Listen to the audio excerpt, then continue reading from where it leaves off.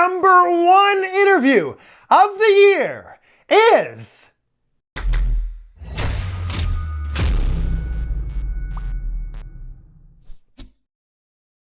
What a year this has been, and this, my friends, is officially video number 100. We did it!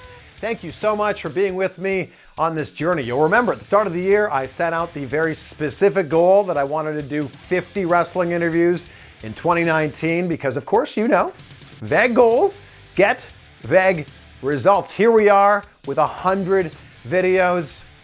What an incredible, amazing year this has been. I mean, we interviewed people from WWE, from AEW, people from Impact Wrestling, from Ring of Honor, from MLW, people who went from WWE to AEW, people who went from WWE to Impact Wrestling, people who went from WWE to NWA, unsigned talent, that was a really good one there, a few legends, a few podcasters and YouTubers, a ring announcer, Justin Roberts, and my first ever interview with a referee, Aubrey Edwards. I'm like, we also had our longest interview ever with Enzo, and then 2.5 weeks later, we had that 2-hour epic conversation with Austin Aries. Interviews this year took place in Florida, Las Vegas, Los Angeles, Chicago, North Carolina, New York City,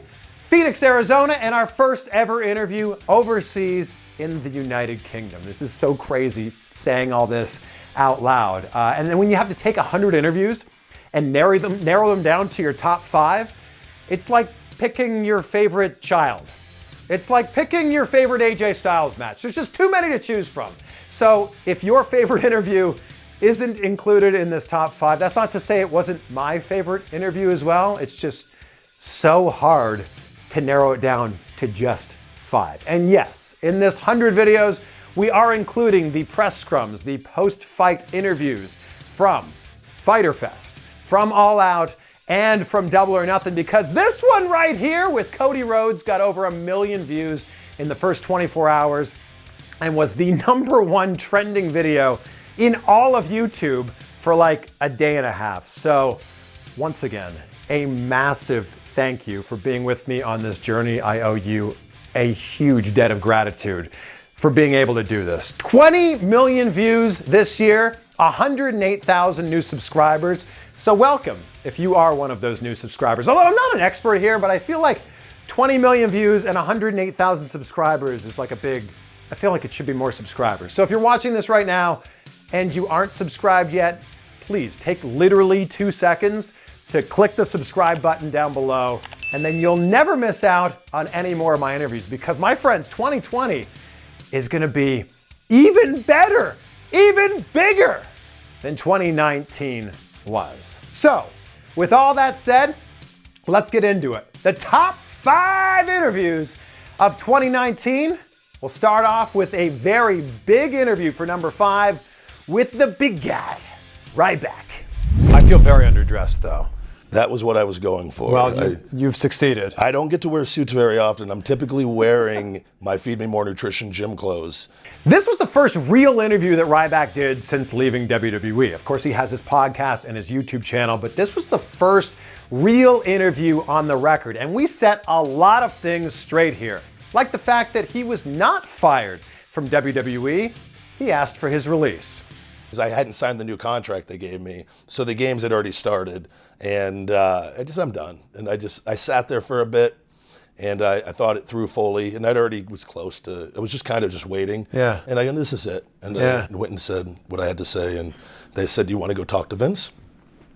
And I said, I never want to fucking talk to him again, and I left. Wow. Yeah.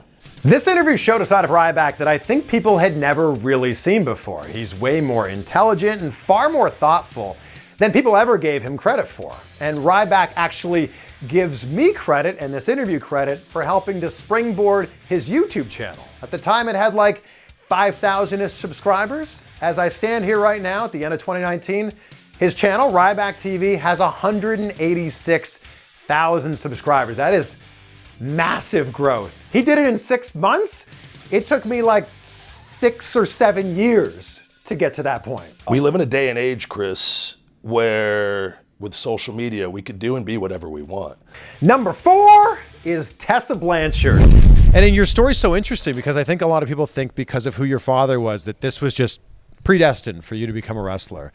And that was not the case at all for you. No, I never wanted to be a wrestler growing up. I always wanted to do musical theater and be on Broadway one day. And growing up, my family like put me in like the Charlotte Children's Theater in North Carolina, and they put me in like anything theater. And all through middle school and high school, I did musical theater, and that's what I always wanted to do.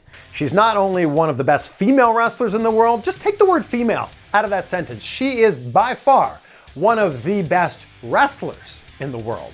I don't know, it's been neat. People keep asking like, what's next? Like, what's a goal of yours? What do you want to do? And I'm like, I just want to wrestle some of the best in the world, and I want to become one of the best in the world. I want to make history in my own way. You know, like women are making history right now in sports, and there's the first this and the first that and the first this, and it's great. It's so great for like the women's revolution. But like, I want to find a way to make history in my way. It's so amazing seeing how she's carved her own path and created her own legacy. And I think it's not a matter of if, it's a matter of when in 2020 will she become the Impact Wrestling World Champion. It's cool because it's a cool time for wrestling. It shows that wrestling is evolving. It shows that I've always been passionate about intergender wrestling too, because a lot of people are so quick to write it off. They're just like, man and the woman, no. But I strongly believe that there's a way to do it. And I think that after Sammy and I's match, or even after Brian and I wrestled at Wrestle Circus on the Independence, and a lot of people saw that match and they're like, okay, I get it. Yeah. Number 3 is the interview that I get asked about more than any other interview I've ever done in my entire career. And that's the rather interesting conversation that I had with Maxwell Jacob Freedman. We're getting off on a bad foot here, and I don't want to, because you seem like a nice guy, Chris. You really do, right? Don't ever fucking abbreviate your name like you're some hotshot around me ever again. Okay? Sorry, Chris Van Vliet. That's kind of my thing. Cool? Maxwell Jacob Freedman. Yeah, but only I get to do the MJF thing. You're no MJF. I mean, this interview had it all, from the obnoxiously loud water sipping.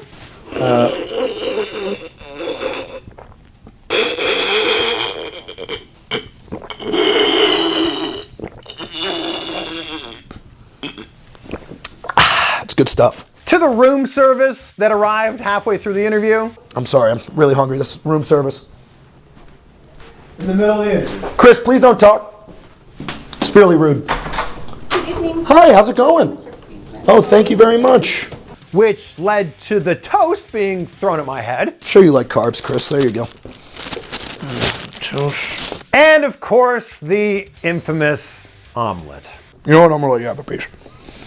I'm okay. No, I insist, Chris. It's all right. Here we go. Open up. Train time. Chug it, chug it, chug it, chug it. Choo choo. Here we go. Oh, big boy, Chris. You guys wanted to see what MJF was really like? Well, I feel like you got it here. If I'm not making eye contact with you, I don't want to talk to you. If I'm not trying to talk to you, I don't want to talk to you. If I'm out to dinner, I don't want to talk to you. If I'm breathing, I don't want to talk to you. At no point during the day do I want to deal with a loser fat Mark with a belly this wide and 70 chins that wants to go up to me and go, oh, hi, Mr. MJF. I'm a real big fan of yours. Pleasure to meet you. My name is Bill. I don't have time for you, Bill. I don't have time for any of you. Pour yourself a little bit of the bubbly. For number 2, my now infamous backseat of the car interview with Chris Jericho. And chances are, if you're watching this video right now, you probably found my channel because of this interview. Yeah, it's been a crazy, crazy less than 2 weeks. Yeah. But you know, stuff that we've been working on for a while, and it makes me laugh because today is Saturday, and it was just a week ago that I was in one of the main events of the Tokyo Dome. Yeah. But so much has happened since then that feels like it was 10 years ago. Yeah. Chris Jericho shocked the world when he signed with AEW on January 8th, 2019. 4 days later, I was sitting in the backseat of his car doing this interview, asking him, how did this signing all come together? All of these things kind of happened at the same time. So something that I heard about 4 or 5 months ago, never really took it seriously. Then as the negotiations progressed, I realized it's a very good chance that I could end up with AEW, and I did. I just remember you saying, though, a while back that you never wanted to sign with another company in North America because you didn't want to insult Vince. What changed? Life. I mean, it's one of those things I never would have guessed it, but as the past year progressed, going from New Japan to All In to the cruise and kind of seeing how life was on the other side, I realized that, like the Bucks and like Kenny and these guys, you can make a good living outside of the WWE. And then when you have a billionaire getting involved, suddenly I get the biggest offer of my career by far. I couldn't say no. The way that this interview came together for me is I was living in Florida at the time, and Jericho was doing this live podcast in Ocala, Florida, about a 4-ish hour drive from where I lived. So I reached out to him and I said, if you could just give me a few minutes of your time, do you think we could make this happen? He said, absolutely. Next thing you know, I'm in my car, boom, doing the 8-hour round trip drive to make this thing happen. And I think this interview was super eye-opening because it showed people that AEW was not messing around. They were willing to pay top talent, top dollar to lock them down. Starting a wrestling company, not easy. There's a lot of guys signed already. There's a lot of people out there that aren't signed. But there's also WWE, there's Ring of Honor, there's New Japan, there's Impact. There's a lot of places now for guys to go. Yeah. And that's great. And WWE is signing as many guys as they can. And I think some people are starting to realize that they're signing just to sign. And there's a lot of people that aren't really doing anything. So maybe some of those people, instead of signing with the WWE because it's my chance, maybe they'll sign with AEW. And here we are almost exactly a year later, and Chris Jericho is not only le champion, but he's also cementing the fact that he is by far one of the greatest of all time. But he won't tell you that. I don't think you ever see Wayne Gretzky walking around going, I'm the great one. That's for other people to say it. And it's great to know that my name is mentioned in that way. And then when you really think about it, I mean, I guess there's a case for it. I'm coming up, let's see, next year will be 30 years in this biz. And still been on top that whole time, basically. I mean, there's been ups and downs. That's wrestling. You're not always on top. You go down, you come up, you go down, you come up, especially when you stay in the same place, which is why it was great for me to go to Japan, where, guess what, I'm the top guy. And then I have my own cruise, where it's the Chris Jericho cruise, and then do, All Elite, where suddenly it's Jericho's the big signing. And here we go. The number one interview of the year is John Cena. And it's not just because it's John Cena. It's up to the talent to take something, no offense, that is shitty and make it good. I have never been handed a written piece of paper that I go, this is great. It's always, how do we turn this shit into something that makes sense? This was actually my third interview with John Cena, but this one was so special because it happened during WrestleMania weekend, which is even more special when you think about it, because if you're a wrestler, WrestleMania weekend is the craziest weekend of the year with like not even a free second of time. This interview was supposed to be 10 minutes long. Cena extended it not once. Thank you so much. Wait, you got more. We You do. got more. What? We have more. Yes. Look at this. Yes. This is why John have Cena you on is the best. stopwatch, but we're not How done much? yet. We have a clock up there. So what time do we have until? I can't tell you because I don't want you to cut. I don't want you to cut anything short. Wow. But twice. Wait, Are you serious? one final question. One. Wow. One final question. He dug in deep on some stuff he had never talked about before and gave such incredible, great life advice that at times I kind of felt like this was a TED Talk. This is more of a tutorial for like my pieces of semi-sage advice bestowed upon you. Don't waste time and energy over the uncontrollable. It would be awesome if I was champion. It would be awesome if I was a bad guy. It would be awesome if it was this and this and this. Take what you have and make it something great. A huge, huge thank you to Tyler Perry, yes, that Tyler Perry, for connecting John and I and making this interview happen. And fun little story that I actually haven't told before. I had John Cena's number, which was crazy to think about, but I was texting John to coordinate when and where this would happen. So it happened at this gym. It needed to happen at exactly 1 o'clock. So I show up at 12:55. I text John and say, I'm here. He texts me back and says, I can't see you, and I'm not trying to be funny.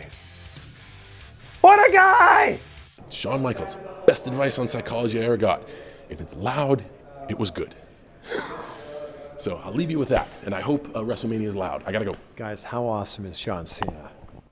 So there we have it, my friends. What an amazing year 2019 was. I'm just so overwhelmed with gratitude as we sit here and recap the year that was. So a huge thank you to you for being on this journey with me. I'm so glad that we're able to do this together. And I'm so excited for what 2020 is going to bring, because it's going to be even bigger and even better than this. And we're kicking it off in a huge way. It's one of my favorite interviews of all time. An interview that I know for sure will be on this list 365 days, actually 366 days from now, because 2020 is a leap year. It's a chat with your Olympic champion. Oh, it's true. It's damn true. And he stood up and he took his jacket off. He says, "You want to kick my ass? Let's go right now." Wow. And I looked at him. I'm like, oh my God, I can't believe Vince McMahon wants to beat my ass. Yeah, watch my interview with Kurt Angle. It's dropping on the channel next week, so make sure you subscribe so you don't miss out on that or any other interview that we have dropping in 2020. Drop a comment below. Let me know what your top 5 interviews were for the year. And as we head into 2020, it's the year of perfect vision. Remember, my friends, vague goals get vague results.